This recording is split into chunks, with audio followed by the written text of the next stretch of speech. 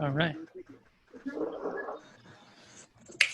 Welcome back to my little workshop series, everyone. This is the, whatever we're calling it, Youth and Ham Radio Workshop Series, or Youth Reach Out, or Youth, just basically advocating and getting the word out about youth and youthy topics in ham radio to a broader audience. So this last week, or week before last, I was on and talked about kind of the next generation of hams, and then we had K1 NPT come in, and I missed that talk. I wasn't here, and I haven't caught up to it, so I need to. It's in my to-do list, but I'm sure it was really cool, really good. And then this week is the 21st century relevance of ham radio, and a lot of this comes from a video that was made by the RSGB, Radio Society of Great Britain, in 2019. A lot of noise in the background. Is that on my end, or is that the just unmuted people? You need to mute everybody. Yeah, there's a lot of background. Okay. Okay, I just muted everybody. You're going to have to put yourself back on there, Stellan. Cool. All right, so everyone's muted. If there's any, Q&A or stop me anytime. Just unmute yourself to ask a question or add a comment or anything. This is a workshop, so it's not. I'm trying not to make this too presentation-y. I do have slides to facilitate, discussion and stuff. I thought about maybe not writing slides, but it never goes too well if you just say, "Hey guys, well, what are we going to do for ham radio today?" and then crickets. So at least this will be some facilitation, and then there's also homework. And unfortunately, I'm a bad teacher. I haven't reviewed your previous homework. So I need to do that too. I literally just made these slides today, so make sure everyone else is muted there. So pardon me if there's any incoherent thoughts. I'll kind of go through them and one by one. So first of all, see my screen okay? Yes. Good. All right, disclaimer. This is going to be kind of a different talk. So before we were talking about how to get youth in ham radio, how to get ham radio into youth and this and that. This is a different philosophy. It's relevance, ham radio's relevance to the greater society, like people, like your next door neighbor, your friends, your families, that sort of stuff. So I'm challenging you all while you're watching this to help me think outside the box of the ham radio community and to help design a new future for our hobby, or a better future that makes it easier for more people, not just young people, but all people to come in to ham radio. So if that makes sense, no further ado, let's talk about, I'll click the right button. Let's talk about history. Back in the 20th century, and even before then, when ham radio was in its early days, and radio itself was in its early days, why was it so popular? Especially in the 20s, 30s, 40s, so on and so forth. It seemed like to me that it had a lot of popularity, and even in the 70s when we had the CB radio craze, that was huge because it was an easy way to communicate. And in my case, there's one reason. It was the only way to communicate for free and far away. You had telegraphs and you had phones and you had wireless, but hams had that special niche of being able to do all of that for without any infrastructure, without any services, to do it all free and for fun. Was it because it was state of the art? Well, yeah, kind of, because there was nothing else more high tech than what you see on this table, a bunch of tubes being able to receive a signal from across the pond or around the world or across the street, so on and so forth. But yes and no, I think. There's some more detail to it. And I think one of the biggest reasons why it was so popular is because of a revolution, of the Industrial Revolution and the digital revolutions and the communication revolutions. So after 1900s, long-range communication became normal. It just was a thing to have a phone. It was crazy. Back, to think that, 100 years ago, a phone was hard to come by. But now it's commonplace, and the internet is commonplace, obviously. And at that time, hams were advancing the state of the art. So they were creating these circuits, they were creating FM and single sideband, and you had hams in the professional realm at Bell Labs, at AT&T, at all kinds of industries, Rockwell Collins, Heathkit, and Drake and Swan, and et cetera, creating radios for the public and innovating and modernizing ham radio into what we know it as of today. And those same people were doing it for fun as hams, like this person pictured here. Just doing radio. Maybe she's doing shortwave listening. I don't know, but it looks like she's recording down some notes. And so overall, ham radio was highly relevant. You couldn't say it wasn't, because it was the way to communicate for fun. And a lot of the industry had hams inside, doing that professional work. So back then, if you were a ham, no problem getting a job. So more recently, humanity reached the age of the internet, the digital age, the third industrial revolution, they might call it. Now communication is commonplace. It's taken for granted. And ham radio itself is starting to lose its luster, its shine, because it's usurped by society's drive for faster, better, farther, easier, cheaper communications. The communications industry moved to Asia. Hams have started to innovate less and less frequently, and deeply motivated mostly by their own intrinsic passions, creating circuits in their basement because they need to solve a problem with their rig or radio, and then maybe they'll blog about it or whatever, but who knows how much of that information is lost to the ages. And there's less and less professionals in society, or in less and less hams in ham radio society, because they've retired. Let me put that the other way. There's less and less hams in the professional society because they've retired and they've moved on to enjoy ham radio to the fullest, and that's where many of us are today. But as a result, society has begun to forget about ham radio. Now it's turning into that thing your weird uncle does, or the person down the street doesn't know what that antenna is, and whatnot. It's lost its household relevance and name and relevance overall. I would recommend to every young person, especially if you're in college, to put ham radio on your resume, because even right now, where I've been working at, I've worked at the Very Large Array Radio Observatory. A lot of you know about Arecibo and the damage they've received due to a cable failing. Angel Vasquez, I have his email somewhere. We've been going back and forth about that damage, and he's a ham. There's a lot of hams in that industry, as well as hams in companies like Rockwell, Motorola, Boeing, in my case, Honeywell, you name it, Northrop, Raytheon, all of the big engineering and defense companies.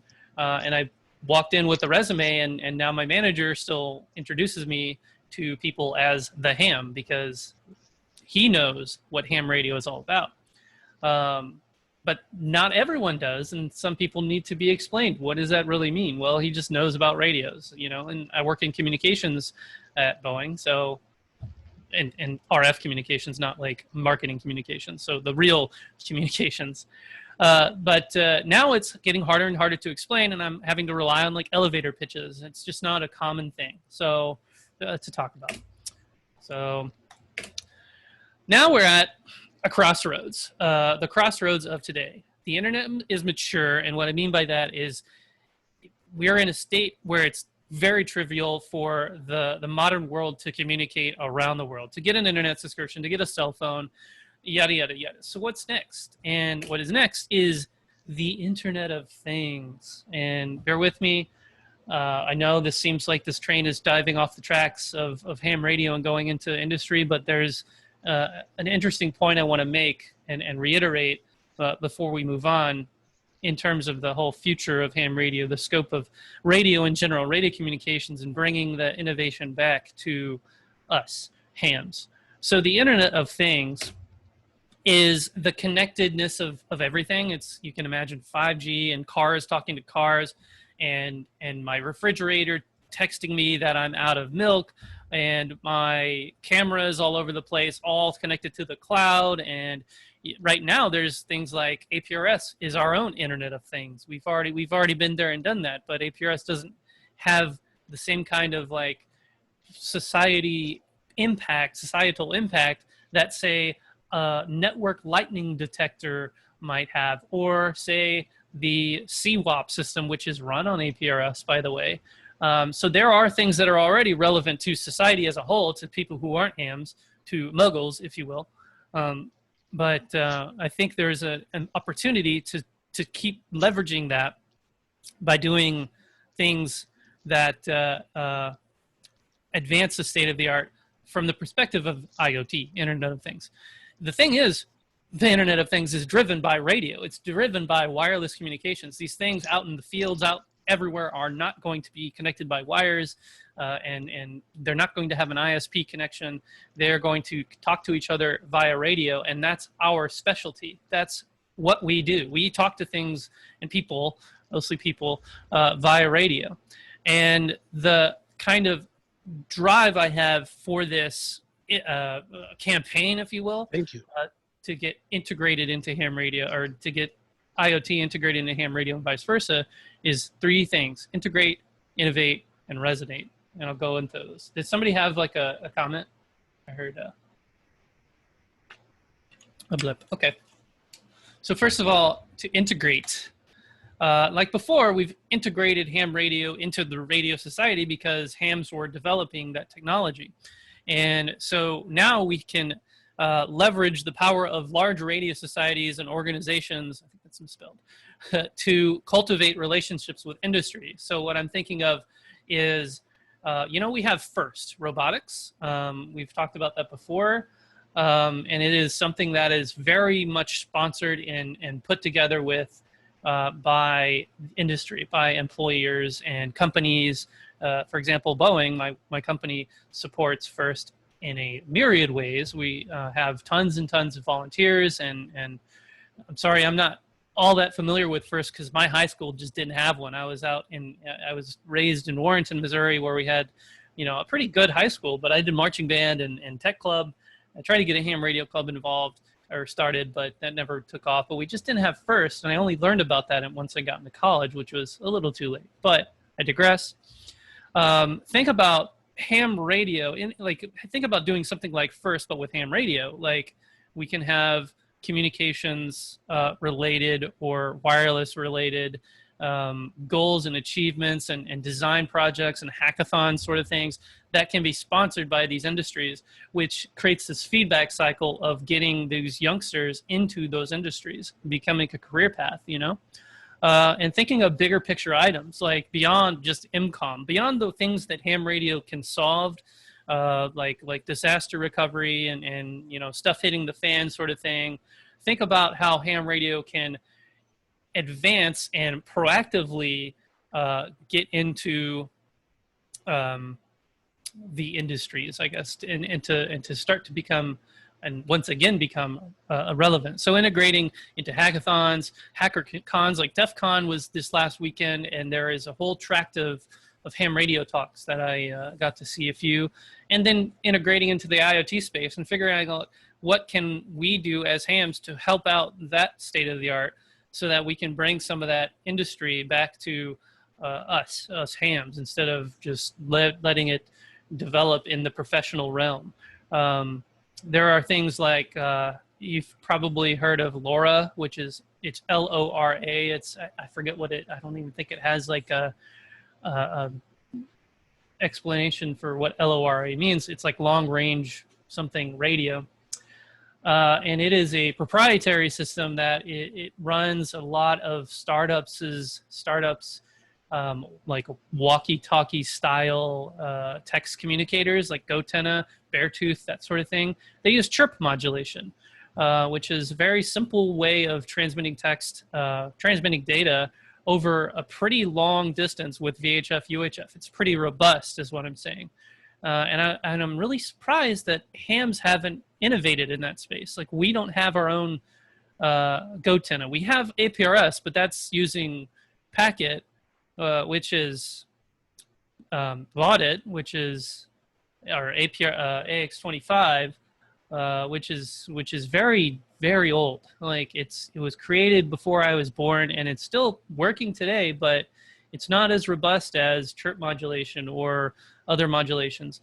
And I had this little blurb down here. I want to talk about encryption, because one of the things I see with the hacker space and the IoT, the computer scientists, computer engineers, and that sort of thing, they have a problem with ham radio because they ban encryption. And I'm not saying that banning encryption is a bad thing, but I'm saying that there is a misconception that not having encryption enabled or allowed on ham radio is a bad thing. You don't need encryption to innovate in these spaces. You do need to stay, if you're doing stuff with encryption and cybersecurity on it from a radio perspective, yes, you do need to stay in unlicensed bands or licensed bands which allow it, such as the industry scientific medical ISM bands that all of our Part 15 devices are on. But a lot of these people really hate or loathe or have a disdain for ham radio because of, well, we ban encryption, so we can't do anything because there's a miscommunication that encryption or that encoding is encryption or that compression is encryption, those sorts of things. You can still innovate. There's so much more space to open up in the world. So that's something I've been trying to lift the veil of this encryption thing. Is it so bad? Come in and bring your hackers to create new radio paradigms. Don't worry about encryption because there's so much more to be done, right? Innovate. So innovating, it is advancing the state of the art. And for hams, doing that again, bringing the technological and wireless innovation back to us and thinking of ham radio sort of as a tool and less of as an obsession. I am obsessed with ham radio. A lot of you are too. But think of it to the greater society as a means to an end, like as a tool. For example, APRS is a wonderful one. APRS can provide a lot of value for remote sensing and that Internet of Things thing, and getting that into the hands of the public, the licensed public, if you will, to more people, to more of those computer sciencey and hacker people. They can bring new innovations like robust packet, or there is new packet radio and the M17 project, or some of the things that are coming up. But they're so few and far in between, and they're hard to find, these little projects that kind of bubble up and simmer down as the innovation and the creativity and that initial drive of inspiration kind of settles, and they become disillusioned because they realize their product isn't going to be able to get out into the hands of billions of hams, millions, hundreds of thousands of hams. There's a lot of room there. And we might think FT8, yes, that is an innovation, a really, really great innovation. But what does it do for me, and me being like my neighbor, me being society? Is it really bringing a new paradigm shift in communications? No, not really. LTE and 5G is what's doing that. FT8 is an innovation for hams. And it might be an innovation for HF communication for maybe military or commercial services or maritime operation.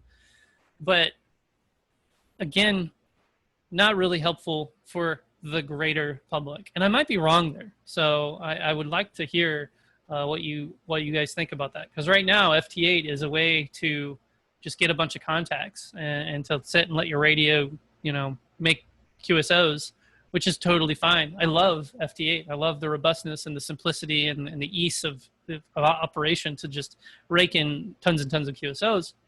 And it is an innovation, but it's not relevant to society, unless I can be, what's the word I'm looking for? Corrected. And then what do we have? Resonate. So once we integrate and innovate, we resonate. Ham radio naturally just kind of falls into the laps of the general public. It becomes a household term. If I just walk down the street with a ham radio in my hand, the person won't give me weird looks. They'll be like, oh, that guy does ham radio. That happens sometimes, but so infrequently. Or, for example, if I'm going through an airport with a ham radio in my bag, I don't get searched by the TSA because the antenna looks like a sharp weapon. It looks like a ham radio antenna. And people just go yeah, that's a ham radio antenna. I'm not going to interrogate you for, bringing in knives and pointy things. It's simply an antenna. Ham radio, it becomes not your weird uncle's obsession, not your grandpa's, thing that he does. It becomes enjoyed by more people and lauded on resumes more than ever before, or maybe as much as they have in the past, because now it's losing that edge. It's lost its gleam and its glimmer, and there's an opportunity to get it back, I think. So that's all the words I have to share. And here is your homework. this has been kind of an adaptation of the lecture of the Future and Growth of Amateur Radio by Kamal Singh, M0 IOV, who was a director for RSGB, but he has left to pursue career interests. And I was looking him up, and I don't think he's a ham anymore, but he had some really, really interesting thoughts on, from an industrial perspective, from a commercial perspective, of how to kind of join the two. And I'm not saying to commercialize ham radio whatsoever. I'm just saying to get us hams at the forefront of that innovation and that technology instead of the commercial sector, right? So I have another Google form for you all to complete after we get done. And I'll put that in the chat, and then I can kind of open it up to conversation. That sounds good. I would rather we use the raised hand rather than everybody just jump in here at one time. Raise your hand, you want to ask a question, and I keep it orderly. Thank you. Yep.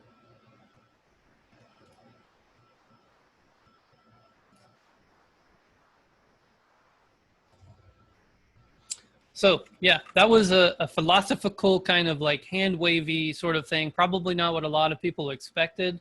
In my future presentations, I have, well, that haven't even been written yet, but the topics are a little more akin to specifically talking about youth and youngsters and young people and that sort of thing. But this specific talk is kind of an overarching umbrella fix or solution for ham radio's apparent like loss of luster and confusion of the public, and bringing it back to like a limelight sort of place, right? So John Wright in the chat says, don't blame the hams for encryption. It's not our fault and there's nothing we can do about it. I think you're right. I mean, we can complain to the FCC all day, but like the real problem is if we allow encryption, we allow commercial interests to come in. We cannot verify that transmission is under the rules, you know, is being whoever that is you know, following all the rules, and to identify that person and that sort of thing. I think there can be some concessions made. For example, before the start of every encryption, must ID in plain text or plain voice or something like that. But I almost think that's not worth a debate because of how much debate it would entail. And it would be very hard to get that through even from like an ARRL or regulatory perspective all the way to the FCC. Because we already have space. Like there's rules in ham radio for use the radio service that that can reasonably furnish the communication. And if it's encryption, then use ISM or use a different license band, right? So I think you're right. And Barry, you posted a link to Symtec, and Symtec actually is the people who designed LoRa, which is that communication scheme, which is remarkably complex, but also quite simple. It's like it's kind of like Pactor in the sense that it will automatically figure out, you know, what system, or not what system, but what band rate, we call it baud rate, but what bit rate it uses, what scattering or not scattering, a spreading factor they call it, it uses based on the channel, based on the RF path and how noisy or how clear it is. So it's really interesting. So if you have no comment or don't want to talk or anything, that's fine. But I do ask if we could fill out that survey. It's just a few questions to kind of see where this kind of conversation is being taken, I suppose. Okay, we do have a couple of questions here. Yep. Wes, W8, JB, Michigan. Take it away. Yeah. Sterling. You know, I'm thinking about the future of ham radio. I never think we're going to be completely mainstream everywhere. To me, I kind of think of us as like the mechanics or the gearheads of the electronics world, you know, of radio basically. So, you know, the comparison is, you know, we were talking about how radio at one point was it became a new thing. It was, everybody needed it, you know, and so we were in high demand, and that happened in the automotive industry as well. You know, at some point we went from, you know, from horses to steam engines to cars to, you know, now we're probably going into the, you know, maybe the electric car age, you know. I just think the key thing we have to do is we have to adapt. You know, if we are a steam engine mechanic in, you know, in 2020, we're probably not as relevant as we are if we are, you know, able to work on an electric car, for example, you know. So as we go along, we have to make sure that we're matching our skills to the things that are in demand, you know, some of the new technologies and what society needs from us. That's kind of my 2 cents. Yeah, I like your 2 cents. You're very right. Like we, and I'm not saying everyone here needs to change and adapt. And what my suggestion to the greater ham radio society is to keep enjoying ham radio as you see fit. This is like just talking about like what are we doing down the road when, you know, we have a lot more SKs down the road and we have a new generation come in. What kind of things are they going to be doing? And how are they adapting their skills to match society's needs and desires and to become relevant in a career perspective even. So yeah, it's a really good point. I'm sorry, Lou, go ahead and take her away. Okay, I was just thinking about the encryption question, and it seems to me that the only difference that we have is that because we encode lots of things in the digital modes, the critical thing is that we have to have a published key for that coding. And that leaves a lot of possibilities open, I think.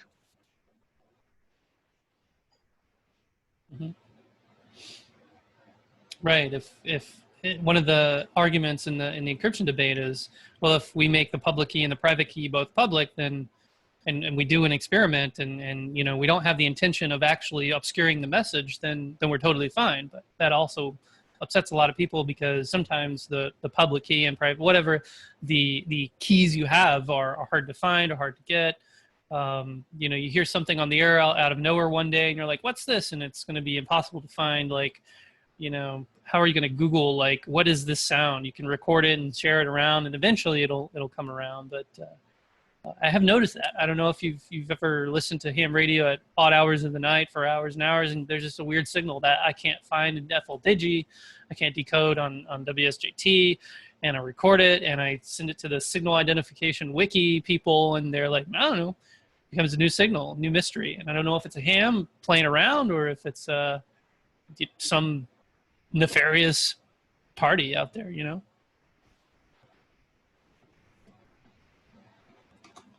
Hey, Barry, do we have anything going on in the chat area we need to be concerned with? Nope. Sterling is also monitoring the chat. Everything seems to be good. All right, back to you, Sterling. Yeah, so Steve says, are survivals amateurs at any age? I guess our survival of amateur radio depends on the perception of our ability to assist in providing IMCOM, emergency communications. Agencies and most laws pertaining to IMCOM communications are not subject to public access, and thus, without being able to obscure data, we're very limited. And okay, yeah, that's the discussion of like, I think HIPAA kind of goes into that, and being able to obscure and encrypt those communications for life-saving, you know, needs. I won't get into that too much, but that's a good point. And Wes, go ahead. Yeah, so I just want to talk, you know, the MCOM thing. I'm a huge person in that, but you know, and that's something that interests me, especially in my area. But you know, as we're thinking about what's going to, you know, specifically bring new people into the hobby, specifically typically younger people, we got to kind of think about what is a trap. And while I like the MCOM aspect of it, it's not something that people think about as much. I think it's more when we're getting kids and younger people interested, it has to be something. I'm almost thinking our avenue is teaching them how to be more than just a consumer of technology, how to bend it and shape it to their will instead of just buying it and using it, to getting them interested in that aspect of that, of technology, I think is one way. The encryption issue it always comes up just because people want to connect their ham operations to the internet, and that's usually, as more and more of the internet goes to encrypted communications, that boots us off the internet more and more. So I think that's usually where the big conflict lies. And also things like when you're trying to maybe remotely control a device, which is something you probably want to do in the Internet of Things, you want to make sure that you're the only one controlling that device, and it's not a hacker across the world that's controlling the device. And that's where the encryption comes in. And so, yeah, it's something we gotta deal with, but there are other ways to deal with it. Right, and we do have that one, not a loophole, but the actual rule of controlling space vehicles and satellites. We can reliably encrypt those communications, because if those were to fall into the wrong hands, you'd have an errant spacecraft out there. So, but again, I'm not saying like this is a debate to open up encryption and allow it. I'm just saying that there is a public perception that the lack of encryption is a bad thing, and clearly it's not. We have a lot more things we can innovate in that world.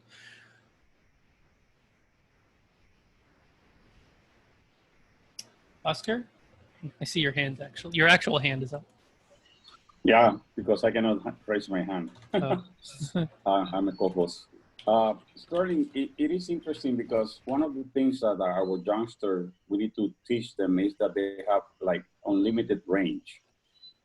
And also the social media is actually many, many rooms in many bands, and also by satellite in itself, and also even in many cases talking directly to astronauts. And so we need to capture this minds that they go into the science and engineering. Those are the ones that they are here. If you ask every ham here involved, most of them, they are technologically involved, and they want something additional than this. At that time, the common thing, TV and AM radio, FM radios. So it's not, this is why we need to capture the youngster, that is not only a new iPhone or Android or something like that is capable of talking, but they are limited within the people they know, and that's about it. Also, the robotics is extremely exciting if you have controls long distance, and you can work the bandwidth and not necessarily in Wi-Fi or Bluetooth. I mean, really VHF, UHF, and things like that. So as you mentioned, even though we have been slow, there are several technologies being developed as we speak compared to the Factor 4, and I would tell you one of them is Barra, that is similar to Factor 4, and is developing in HF as well, within UHF and VHF in the wideband. But as well, you can send emails without internet. And the gentleman West, I agree with him with the emergency communications. This is something also that we need to enhance for attracting the youngster, but we have to teach them. We have to show them the way. It's not to drop them into a big sea of information that then they find out that they are lost. And actually, this is one of the things that the group of the section managers wanted to do for training the trainers. And also we need to train the youngsters as well, because I'm sure that those are things that they would attract them, and it's been mentioned here, but this is something that we need to grab that edge so that we can bring these guys into the community. Back to you. Yeah, a lot of really good points there. You mentioned training the trainers. It's interesting you say that, because the YOTA in IRAU Region 2, Youngsters on the Air, they have a program dedicated to training the trainers called TTT. But yeah, we really do need to get out and show, and one of my talks is going to be Show Me Ham Radio, because I'm in Missouri, it's the Show Me state, and talking about ways to, for all of us to be able to just describe and show and blog and video and write about our experiences in the hobby, so that more eyes can get on those kinds of experiences, to see that we have fun in ham radio. So again, this is the side from ham radio. We can go to the side of engineering and science and flying balloons. And this is something that nobody can beat us on the market with a cell phone and things like that. And those are things that really excite the students, and they became creative on it. So, you know, flying balloons, putting things on rockets as well. There are ways to do that. And this is something that you have to capture them for the future of their, even their development as probably some kind of, let's say STEM fields, because that covers all of them. And I'm sure that these are the things that's the way I capture my students at the university, actually, into the space program. And also they know about ham radio, but we need to capture these ones. But again, we cannot show it once and throw them into the sea of everything that we have, because then they get lost.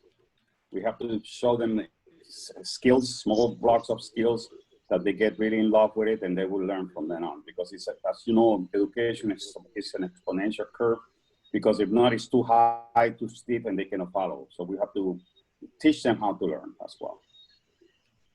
Thank you.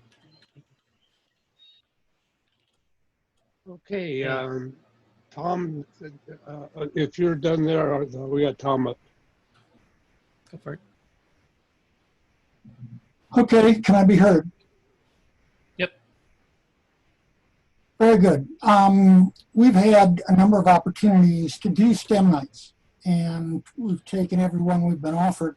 Of course, that's a little rough right now, but we're offering to do them virtually when they're doing them.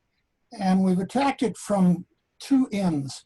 One is I do a presentation on your great-grandparents' email, and it's on manual telegraphy. And got a lot of hostility from teachers out of that initially, because they thought, this is history, this isn't STEM.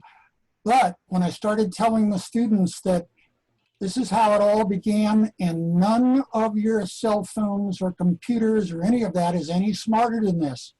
All they do is on and off. And that's all telegraph code did. And it was up to people to make those on and offs work in more elaborate and more effective ways to create the later codes that came behind them. First typewriters over wire, and then on and on and on like that. Then I got, you know, some of the teachers, like the physics teachers and science teachers, got a little less anxious over that. But how I got them to the table in the first place was that we had telegraph sets, and they could come to one end and print out their name on a telegraph register tape, and the operator at that end would mark it up for them, and they could take them home. There was still a little bit of sour feelings about the crowd we had that others didn't have, but we dealt with it. But the other end was, there was a mini disaster here, an explosion in a building that displaced about 40 families and caused a lot of, in the middle of that disaster, the volunteers from the area, ham radio volunteers, threw up a ham mesh net around the site, because the situation at the shelter area and to some degree at the site was not hospitable to cell phones. And so the news picked up a picture of the county executive talking on a voice over IP radio, or telephone rather, supported by, and the press said it, an amateur radio ham mesh net. And if the COVID-19 thing hadn't wiped out all approach to schools, we were setting up an opportunity to go show that to the high school journalism people and the high school science programs. And you know, there are a bunch of ways to connect this. And one of your best opportunities is when something has happened, or if you have some sort of hook to get them over to you and then extend it on into other aspects of their life. The last bit is, that when you get them for things like telemetry and things like that, it's very simple to get permission to use APRS on a school's weather station. My county's rather wealthy. A lot of the schools have a weather station, but they're locally read only.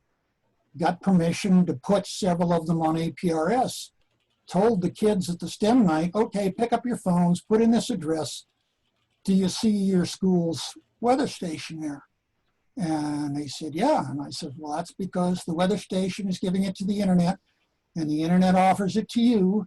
And the bridge between your school's weather station and the Rockville High School's weather station, and on and on and on, is this radio put together by amateur radio operators. They're making the point that there are all sorts of facets to it that might interest them, like telemetry. And telemetry can be used for so many different things that you don't have to stick to the things we've used it for in the past. That's all I have for you. Back to Net. Back to Net. There's a lot of really, really good points in there. And offering up the ability to use APRS is really cool. I like the fact that I mentioned in my last talk about how it always seems like we're waiting for the big one to hit, and that's like our saving grace is, when we get a fire or a disaster occur or a hurricane or whatever, it seems like, all right, ham radio's gone out and they're going to save the day, and that's a great thing that we can provide that service, but disasters are few and far in between, and so here we are trying to find ways to integrate and get into like more events and things like what you said, APRS, or like what Oscar said, balloons and rockets, and integrating, ham radio things into really cool stuff that we can do at any time and not have to wait for an earthquake. I hope I don't have to ever wait for an earthquake. All right, so there's a lot of chat I've been looking at about that PID, and Steve K for CGX says, what makes us relevant to society? Contesting, DXCC, developing the radio art, or surviving mass casualty? How do we compete? So things that are intrinsic, I guess my 2 cents on that is things that are intrinsic to ham radio operators, like contesting, like DXCC, and general operating, rack chewing, and that sort of thing aren't relevant to society. They're relevant to us, like us hams. That's how we enjoy ham radio. But developing the radio art and helping people survive that mass casualty event or a big disaster is, hugely relevant to society. And IMCOM is always going to be a thing that helps our case, to people like the FCC. But also they are aware that hams are technical people. They are interested in pursuing the state of the art, so that's another reason why. And this talk is kind of like addressing that state of the art thing and seeing how much we can get back to that. We always see things like FT8 and well, FT8 is the only innovation that comes to mind at the moment, but I guess there's a lot of innovations in radio. Radio is getting smaller and smaller and being packed with more and more things, and software-defined radio, this, that, and the other thing too. So more experienced hams need to be willing to access new hams. You're very right, Burlette, KD2MYF. I can pronounce the call sign. I'm sorry if I butchered your name. Most of the time people are bragging about their radios, but the desire to assist others is not there. You're very right. I think I will address that too in one of my talks about how we can be better Elmers and be more inclusive and welcoming. Nephew, Barry said, did you have to get your ham license, transmit? Yeah. At Rolla, Missouri S&T, where I went to school, W0 Echo Echo Echo was the radio club. And when I came in, we had this thing, I had this thing where we needed to get our grubby little fingers into every single club that does radio. And we did it successfully. IEEE, we started doing these hide and seek sort of transmitter hunts where the IEEE teams would solder a radio. We designed radios and transmitters and receivers, soldered them for less than like $5 a piece. hid the transmitters like little beacons out throughout the campus, and then used our receivers and loop antennas to find them. And it was really, and we, it was like an Easter egg hunt, except the Easter eggs would give out an RF signal and you could sort of DF it, but normally it was really like you knew you were within about 20 feet of an egg, and you could get closer and closer and the signal would get louder and louder. And then the satellite team got their own ham radio club, ASL rotating thing to do communications with their CubeSat. And the solar car team, we do their networking so that they can communicate their telemetry from the solar car to the support vehicles.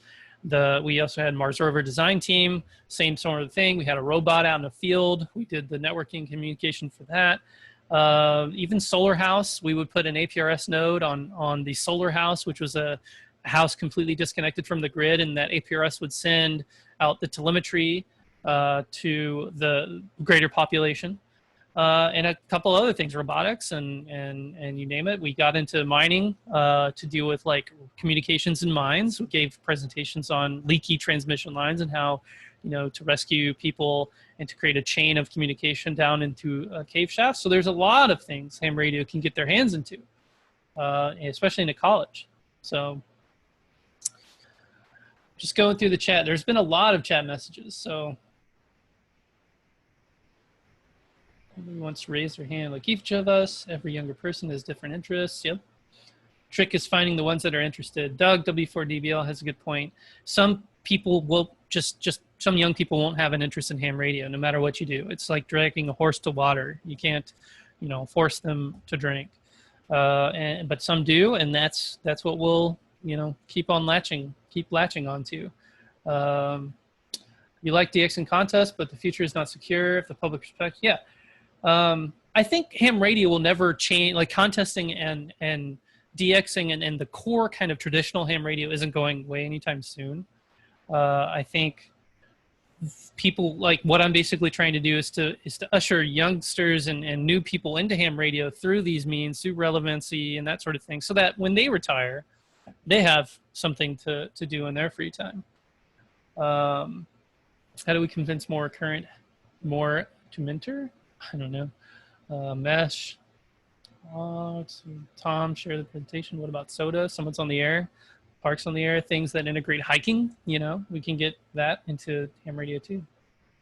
All right, Joe, go ahead. Your hand's raised. AH0A. Oh, hi, Sterling.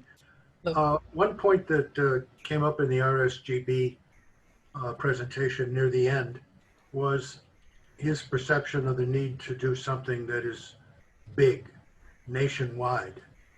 And when we get a collection of hams together, sections and so forth, we all tout individual programs.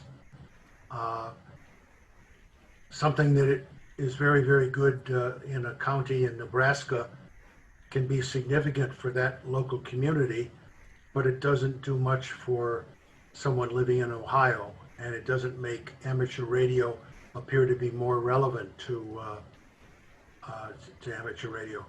Of all the things we've talked about, Oscar's rocket program comes closest to that sort of thing, and I wonder if you have any comments about that, and if you have any pretensions about trying to organize that in the future. Is that a question for me or Oscar? No, that's a question for you, Sterling. Okay. So that's another thing that the Ham Radio Club at Missouri S&T, W0 Echo Echo Echo, did, is the Advanced Aero Vehicle Group, and it was a rocket launch, and it was a very, you could almost say professional. It's I don't know, like classes of rockets. It's kind of funny, like I got my hands in everything and I got to know little bits about all sorts of things, but you can imagine a 12-foot rocket that goes really, really, really high. We put a telemetry package on there. We had APRS on it and a continuous kind of a packet radio system. It would transmit APRS, and then on UHF it would transmit constant packets, so we get a constant information delivery throughout the rocket ship launch. Same thing for balloons. So you're right.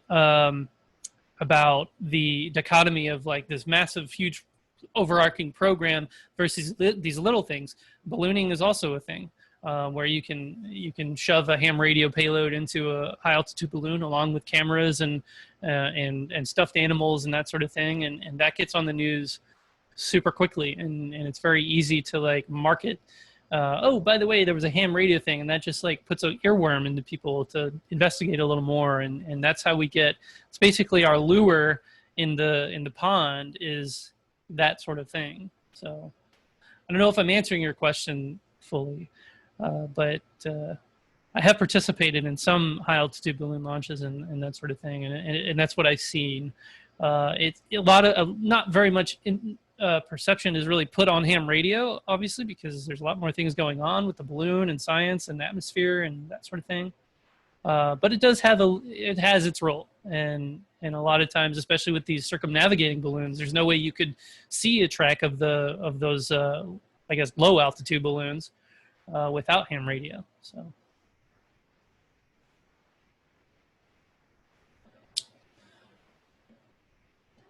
All right, Wes, you say we need a way to get people to get a taste of radio without having to invest so much effort.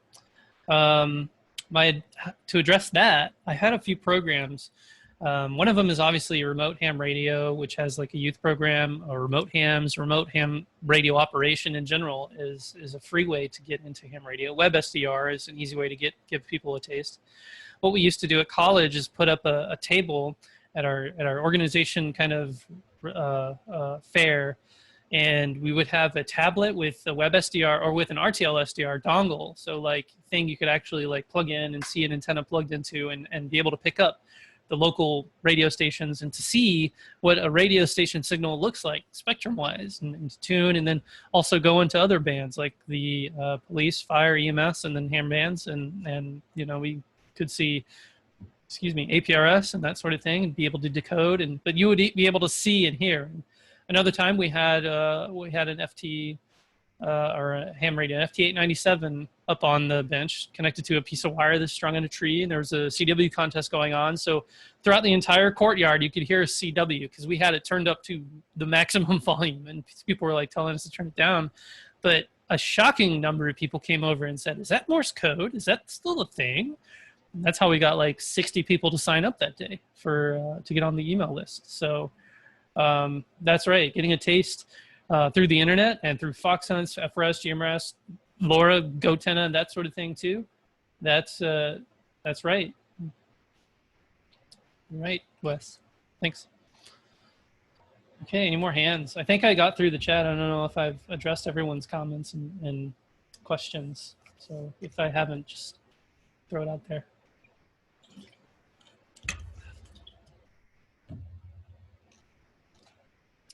Otherwise, I'm almost done yapping. I'm almost out of energy. What? A ham is out of hot air? I can't believe this. Okay. Well, Oscar's saying something, but we got him muted. Oh. Anyway, I don't see anybody else. Barry, do you see anything more that we're missing? Nope, we seem to have covered everything. Unless anyone has any questions, I guess we're finishing up. Okay, so Stella, what's on the agenda for next week? Oh, I think you know better than I do. I have to go in and look at the email you sent me because I'm so scatterbrained that I don't even know what I'm going to be talking about. Okay. Well, you reorganized it, so Yeah. we have a little different layout on that. I'll just see if I can bring that up. All right, I won't worry about that right now because I'll email out all that information to everybody in the email. It looks like I'm going to be wrapping this up. It's good timing, about an hour into this thing. That's perfect. Are there any questions or anything we missed here, folks? I have a question. Okay. I had to leave, so I may have missed this point if you covered it, but I want to know how we get middle-aged people motivated that are career-oriented and how do we reach them? Or do you have any suggestions? Yeah, I didn't talk about that in here, but this talk kind of is an overarching thing that would get all ages into becoming more aware of ham radio, if you will. Right now, the easiest way to do that is also kind of through a part of this topic, which is through employers. For example, I have a radio club at my employer, Boeing, W0 Mike Alpha. They have a lot of radio clubs throughout. Rockwell Collins is a radio club. Even Disney has a radio club. So that's a very good way to get to people who are in their careers. Now, in college, we have ARRL's Collegiate Amateur Radio Initiative. And that's been going really well, especially with just the grassroots efforts of different college radio clubs. They love to do different things. Back in the day, college radio clubs would do like chess over the air. And there's a few colleges that have advanced that a little further to do different games like Dungeons and Dragons, or even like first-person shooter games, to be able to send that stream of data to play something like Doom over a ham radio HF circuit, which is pretty impressive. So now, if you're not in engineering and science and technology and math and you're employed, that is a little bit harder, and that's a question I don't have the answer to. But otherwise, I mean, given ham radio is a technological hobby, the STEM approach and attacking it from the perspective of integrating and making partnerships, getting organizations like the ARRL and ICOM and whoever to partner with like Boeing and Rockwell and yada yada yada to advance their like own little ham radio clubs to make them bigger and stronger. Thank you very much. Mm-hmm. Tom, looks like you got a question up there.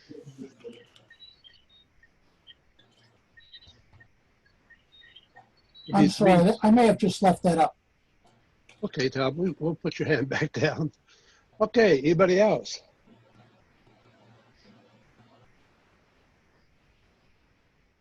I have a comment.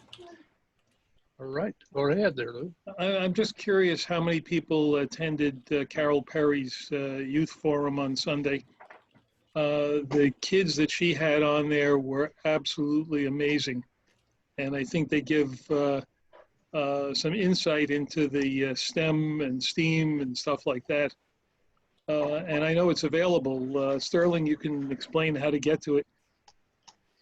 Yeah, I don't actually know because the numbers weren't published or weren't visible from the perspective of us attendees. I will have to ask Carol on that, but I'm pretty sure like there were, for the entire event, there was like 20-something thousand signups and 13,000 people showed up on one day. And I think in the average in most of the presentations was around 300 or so. So I wouldn't be surprised if there was even more, because even at Dayton, that youth forum, it goes for 3 hours and it fills like the biggest room at Dayton. So to get to those, it's the QSO Today virtual expo. And if you look up, I think it's qsotoday.com.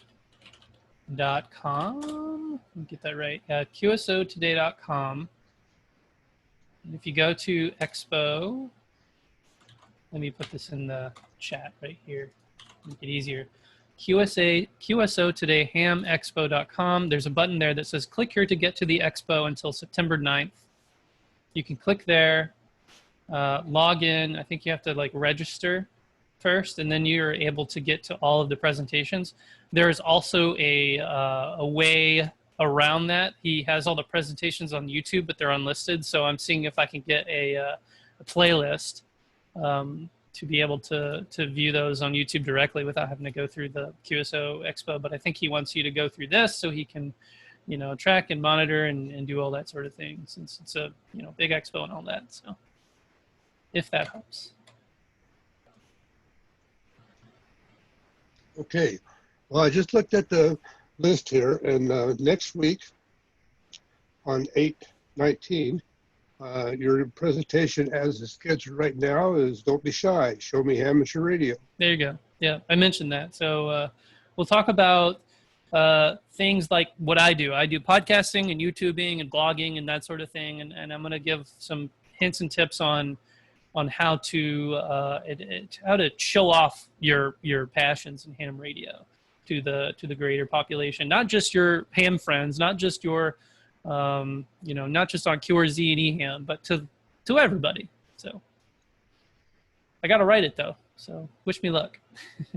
Okay, sounds good. Well, are there any more questions? Are there any answers? Barry, how are you looking over there? Everything looks good. Okay, well, folks, if it's okay with Sterling, I think we'll wrap this meeting up for the night. I will get the recording done, and I will include, there's lots of good information here in chat, so I'll try to include chat when I send out that email for folks. All right, sounds great. All right, and we also have a new room, I guess. It's Groups.io called New Hams, and that information will be included on that email. So we can have a place for these notifications to go out. I'm about to sneeze. Hang on.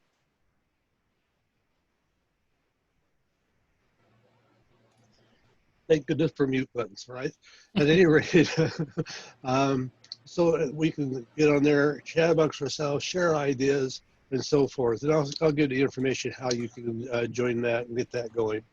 Hopefully, we get a lot of stuff on there because we got a lot of good ideas, and sharing is how we get things done.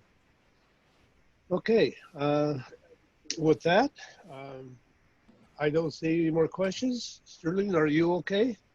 I'm good. I'm going to send the presentation to you to send out, and I think we're good. Appreciate that. I appreciate that. Okay, I'm going to close the meeting, and we've been into it just a little over an hour. This is one of our, time-wise, one of our better meetings. Okay, 73s, everyone. Appreciate you showing up. Thank you all. Good night, everybody. Thank you all.